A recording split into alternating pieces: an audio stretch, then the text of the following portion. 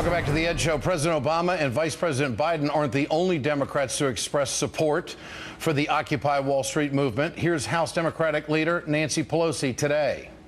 The message of the protesters is a message for establishment every place. The focus is on Wall Street, and justifiably so.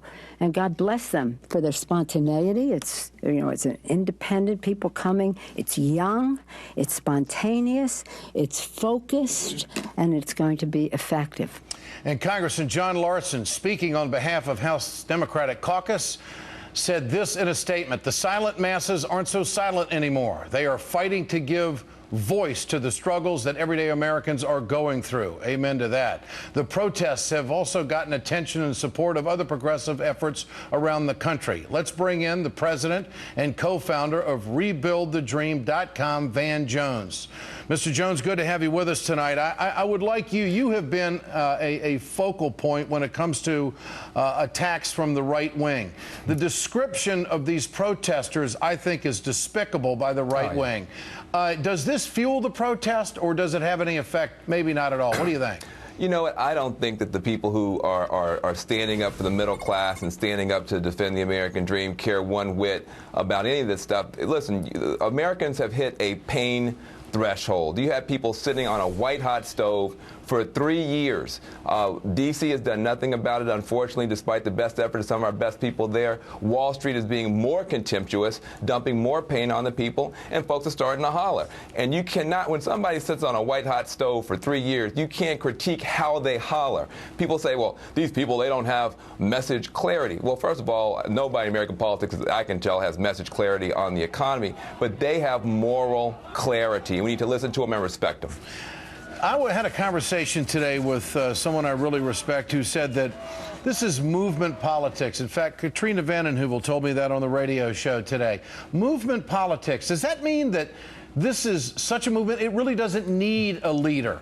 It's via social networking and taking on a life of its own. But how does it remain sustained? Well, this is, I mean, I certainly do not claim to speak for the Occupy Wall Street movement. Even the brave people, the young people who slept out there for days and days and were ignored by everybody, don't claim to speak for it anymore. This is a mass phenomenon, and there are incredible forces on the left and the center, people who just want a new job, who are engaged. Here are the next steps, so that we have to move forward.